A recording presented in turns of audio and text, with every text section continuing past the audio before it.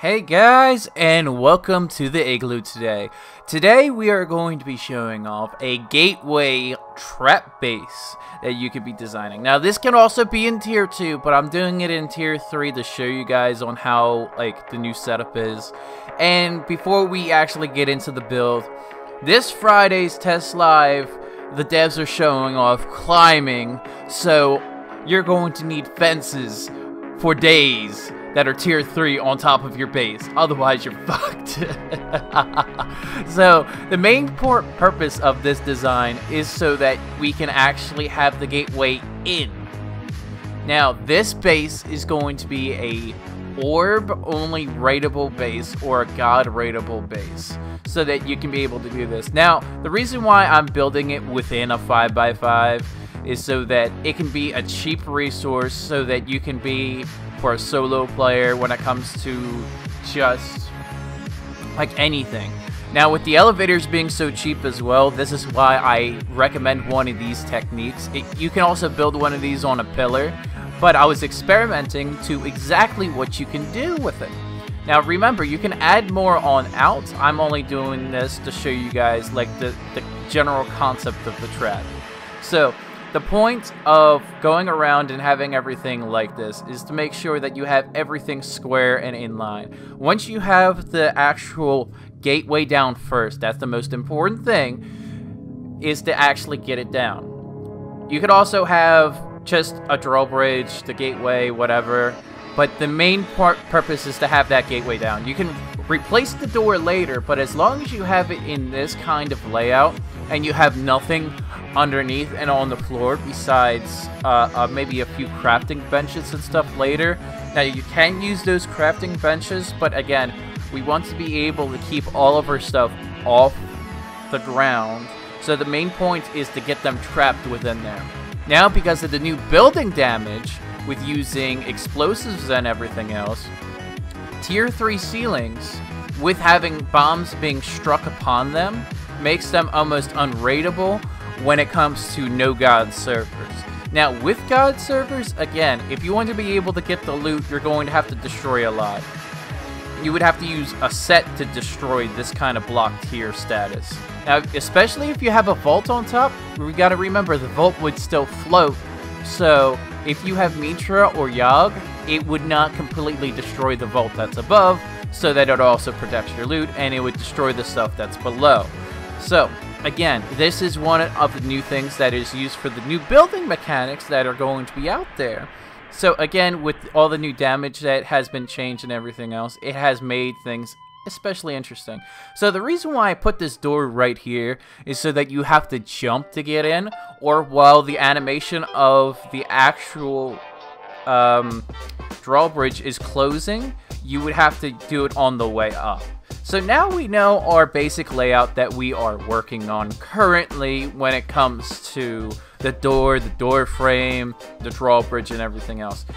Now you got to remember to make sure you seal off these end pieces, and if you want to work on different levels, it's going to be a pain, but here's the thing, it will pay off at the end of the day. Now the way that we're going to set this next section up is that you can do either walls or you can do fences for this. I recommend walls personally until you actually get the ceilings up. Now again, recycling is a big thing for me, so if you want to recycle where the loot is or anything like that, always go for it. Now if you don't have enough resources yet for a vault, I recommend doing the shelf loot large box technique that I'm going to be demonstrating here, so that you can actually have a loot room while you're getting everything done. Now again, also you can be able to seal all this off. It can be on the other side, it can be reversed. You can put your own expression into this as well. But again, the main trap that is going to be at the very bottom is going to be the drawbridge. If you want to put more traps on the outside, you can, but again, to use this small footprint of a 5x5 so that it could work on some pillars and things like that, it could actually be beneficial. Now I currently have this set up, except for the drawbridge facing on the outside for base defense. So The only way that you can change that is if you add the shelf entrance technique, because that's currently the only way to prevent against orb raiding. So if you want to have a staff entrance going in to out of your base, I would highly recommend doing the shelf staff entrance video that I've done before. Now, going on to it, when you want to be able to expand even more than this, you want to be able to seal it off. Now, again, because the gateway is slightly off cant, if you do it right in the middle of the foundation, you won't be able to do everything. But you could also make a quick drop, or you can make murder holes so that you can be able to do it. So what I did is that I opened this up so that I was able to bring it up onto the next level. But if you don't do it right, you can be able to have those people climb into your base, because if you have a stair and a fence right next to it, there's a little opening that they can just jump into, which is not a good idea. That's why I preferred putting it right in the corner so that everything can be done. Now, anyway, between in and out, because the next update with repelling is going to be happening, is that you're going to be needing to have doors on your top roof. Because if you don't have doors on your top roof, you're going to become raidable. It's going to be like Rust's new Twine update when it came to that, where you are going to be able to build even with building priv. So it's just like that, except for with repelling. So you're going to have to watch every little thing. Now, these new walls, these tier 3 walls, can be really nice when you can do it, because you can even put them on the foundations themselves on the side to prevent climbers. Now, I don't know the current climbing techniques, whether you need it above or below, but that means you have to stack these.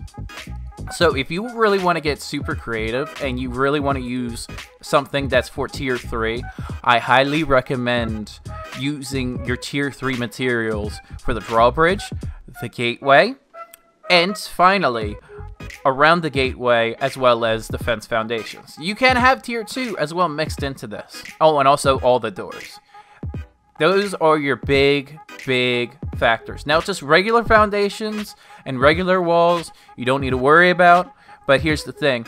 What if they can blow through a wall and then they can make a raid entrance through the wall? That's going to be game-changing. You just use a trebuchet and then you go through the murder hole, or the hole that you made in the wall with the trebuchet, so that you can be able to raid them in that proper way. Now, again, the fence spikes are only going to work if you face them out. If you face them inward, you are going to be screwed. So this is to prevent for the new climbing mechanic that is coming in. So they're going to have to be dead shot precision for their trebs, or they're going to have to worry about other things. Now, this is more prevalent with probably a clan of about 3 to 5 people on vanilla settings. On Blitz server settings, it can be 1 to 2 people can farm this within a day, so that you can have your farm outpost. Now, before you have your vault that's going to be upstairs, you want to be able to have plenty of storage, whether it comes to furnaces or anything else. Now, the reason why I use furnaces as storage is so that we can have the unlimited amount of storage glitch. And it can actually be as a benefit to us in order to get everything done. Now, because the new damage has been increased, you can use bombs to destroy production benches and stuff like that. But again, it's not really worth it unless you can have a splash damage effect when it comes to stuff like this. So that's why, like, more people are going to be using bombs in order to blow open benches to save for time. Now, on the side, what I have right here is just another shelf entryway that would be on the inside, if you want to be having everything disguised on the inside and using the drawbridge. Again, this bottom area is going to be accessible to the raiders, so make sure you don't put anything that you don't want in there. Oh, by the way, this is Zool. He's another streamer. You should definitely go check him out on Twitch. I love watching like other YouTubers while I'm building, and streamers from Twitch when I'm building. So, continuing on, once you get the shelf idea up so that you can just stack yourself all the way up, you're fine. But as long as you stay away from the drawbridge main entrance, you should be fine on that retrospect. This is just him just raiding and being stupid and all that other stuff.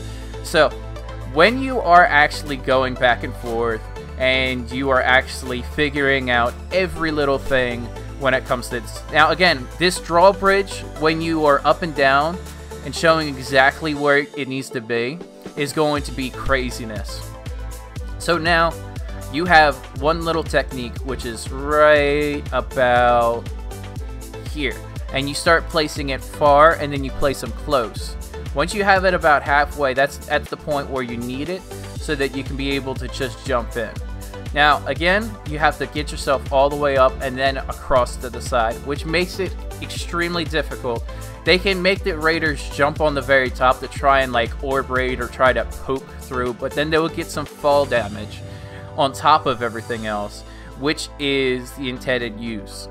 Now again, it's going to be very crazy on this kind of build. Now you can either put large chests right there, or you can just put a vault on top as like an extreme bait. Now again, because it's the 5x5, this can fit. It's very easy to fit. You can just have everything go around. You can put it a little bit closer to where the fences are so that you can continue building, but I just put it right there because I wanted to stop building for this iteration as well. Now the other thing that you can do is you can put the small folding beds up as well, and it makes a big difference when it comes to that. Like I said, when it comes to either large chests or actual beds, it all depends on what is your building style that you want to have as the purpose for this base. Do you guys want to use this base as a farming base, or do you guys want to use this as your main compound? Tell me in the comments down below, and have a good one, everybody.